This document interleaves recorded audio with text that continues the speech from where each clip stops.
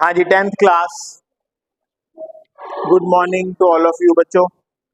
बेटा आज हम चैप्टर स्टार्ट करने जा रहे हैं रिफ्लेक्शन ऑफ लाइट। कुछ थोड़ी बहुत इंट्रोडक्शन लास्ट टाइम हमारी हुई थी। ओके, ठीक है, तो राइट डाउन लिखना शुरू करें। Reflection of light is defined as reflection of light is defined as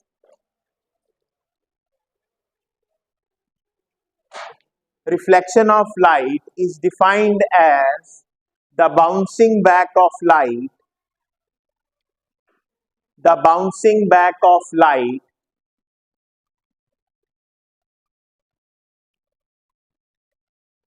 the bouncing back of light from a polished or plane surface, from polished or plane surface,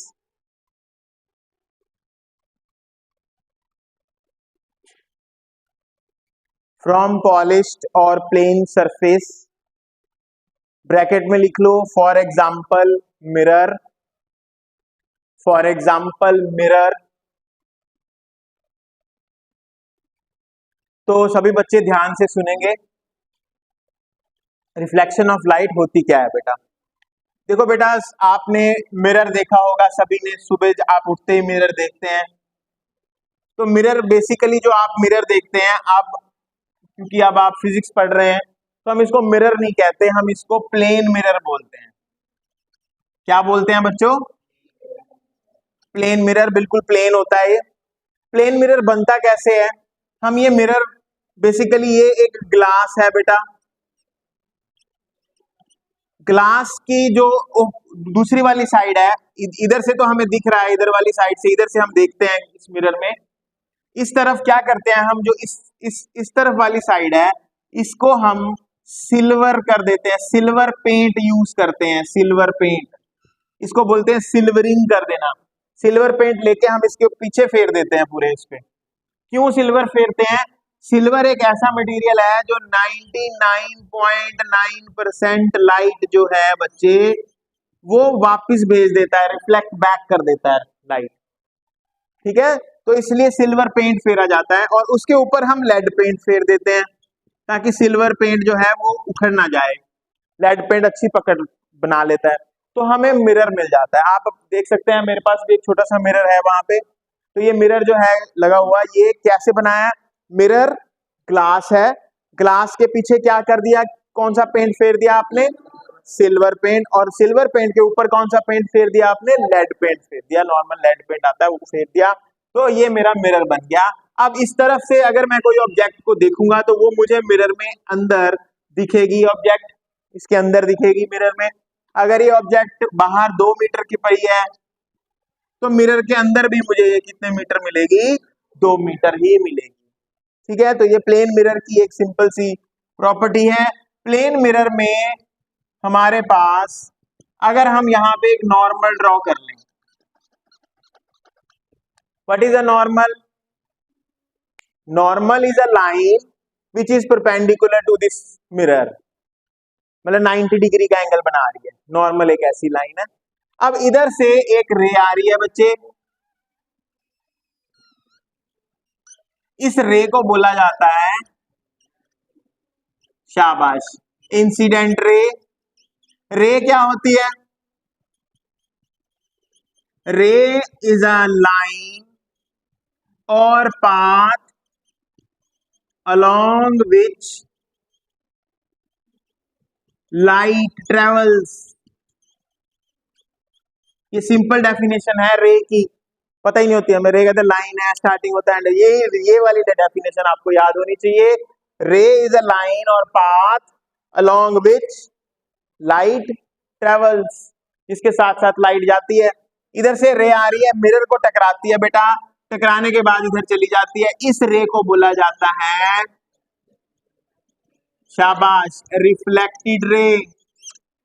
incident ray और normal के बीच में एक angle बनता है, इसको बोला जाता है एंगल ऑफ इंसिडेंस। क्या बोला जाता है इसको? नॉर्मल और रिफ्लेक्टेड रे के बीच में एक एंगल बनता है, इसको बोला जाता है एंगल ऑफ रिफ्लेक्शन। शाबाश। अब अगर आप रिफ्लेक्शन स्टडी करना चाहते हैं तो आपको दो लॉज आने चाहिए बच्चा, लॉज ऑफ रिफ्लेक्शन। कौन कौन से दो लॉज हैं, ये छोटी क्लासेस में भी आपने पढ़े हैं। Very good. Incident ray, normal and reflected रे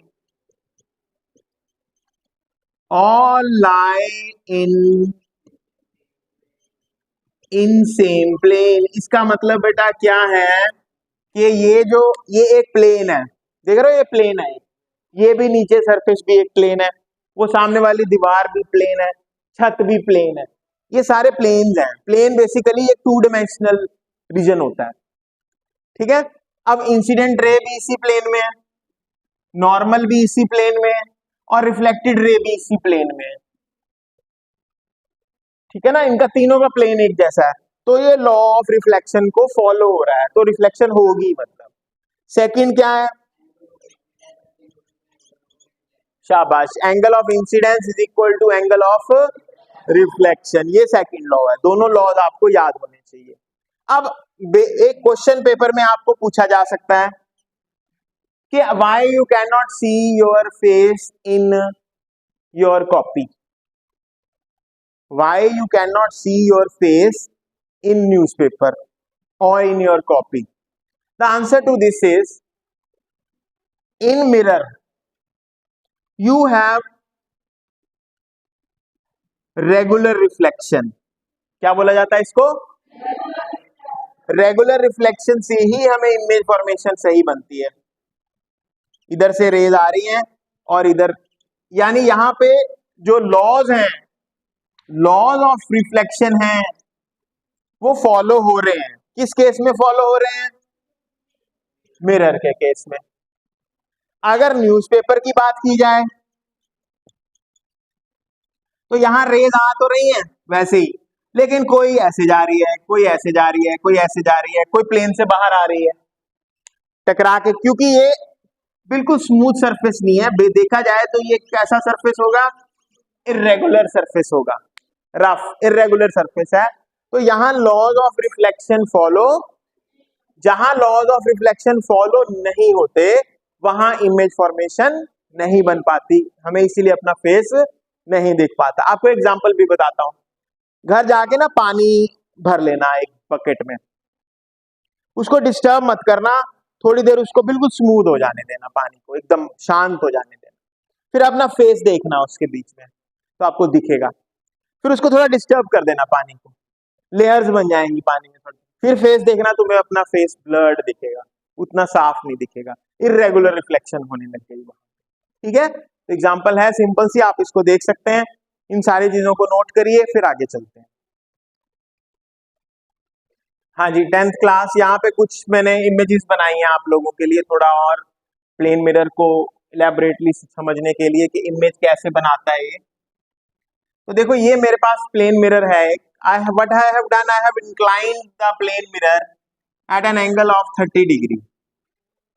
मतलब मैंने प्लेन मिरर ऐसे उठा दिया, incident ray is coming hitting the plane mirror at an angle 30 degree with respect to the plane mirror। 30 degree किसके साथ एंगल बना रही है ये रे, प्लेन मिरर के साथ। What is this angle x, जी चेक करते हैं। देखो, ये पूरा एंगल 90 है, तो अगर ये 30 है तो ये बचा हुआ एंगल क्या हो गया, 60 डिग्री। अब this is angle I, and normal and reflected ray के बीच में ये एंगल आर होता है। Angle I and angle R are equal, so जितना ये है उतना ही एक्स होगा, एक्स भी कितना होगा, और ये बचा हुआ एंगल कितना आएगा हमारे पास, 30 डिग्री आएगा। यहां पे क्या हो रहा है, ये एक प्लेन मिरर है, देखो ये एक ऑब्जेक्ट है, इस ऑब्जेक्ट का ये इमेज बन रहा है, जस्ट डिफरेंट प्रोस्पेक्टिव है आपको समझाने का। इस ऑब्जेक्ट में से मैं दो रेज ऐसे लेके जा रहा हूं, सीधी भी लेके जा सकता था, पर चलो ऐसे लेके जा रहा हूं। यहां पे टकरा के रेज क्या कर गई, रिफ्लेक्ट। यहां अगर आप देखें इस जगह पे, this is angle i, this is angle r. Similarly यहां पे भी अगर देखा जाए, this is angle i, this is angle r. तो ये दोनों रेस बाहर जा रही है। अगर इधर तुम्हारी आंख है ऊपर की तरफ, तो तुम्हें ये लगेगा ये दोनों रेस कहां से आ रही है, यहां से आ रही है। तो ये आई है, this is I. Image object ये है, उसका इमेज ये दिख रहा है, देख सकते हैं। अगर ये h हाइट पे है ऑब्जेक्ट, तो इमेज भी अंदर कितने हाइट पे बनेगा, इनसाइड डेप्थ कहना चाहिए, पर चलो कोई बात नहीं, h और h ही बनेगा। इधर भी देख सकते हो आप, ये हमारा प्लेन मिरर है ये पूरा, this is a plane mirror.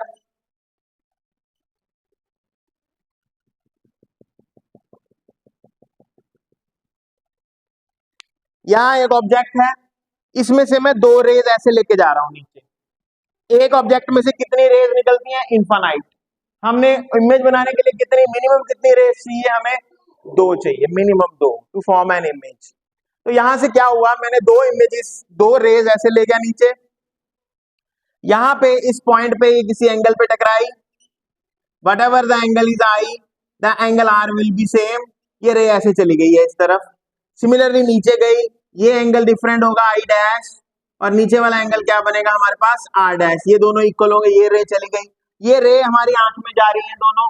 लेकिन हमें क्या लगेगा, हमें लगेगा रेस कहां से आ रही है, इस जगह से। यहाँ पे क्या मिलेगी हमें, एक जो भी ये ऑब्जेक्ट है, ये ऑब्जेक्ट से रेज हमें इधर नहीं ऑब्जेक्ट दिखेगी, हमें किस तरफ दिख रही है, हमें लग रहा है अंदर पड़ा है कुछ। बेसिकली वो अंदर जो पड़ा है वो क्या चीज है, इसकी इमेज है, इस ऑब्जेक्ट की इमेज। जैसे ऐसे समझो कि यहाँ पे एक मिरर लगा है और इधर कोई चीज पर, इस तरफ कोई ऑब्जेक्ट है, इस तरफ, और ऊपर मैं ऐसे देख रहा हूँ उसका फोटो इधर है, अंदर दिख रही है उसकी फोटो। तो ये चीज हो रही है, ठीक है। फोटो ऊपर है, हमारी आंख से ऊपर है फोटो, और हमें मिरर के क्या दिख रही है, वो फोटो अंदर दिख रही है मिरर के। तो ये इमेज भी ड्रॉ करो, ये इमेज भी ड्रॉ करो, ये एग्जांपल भी ड्रॉ करो। शाबाश, कॉपीज में ड्रॉ करो, थोड़ी प्रैक्टिस हो जाएगी आपकी।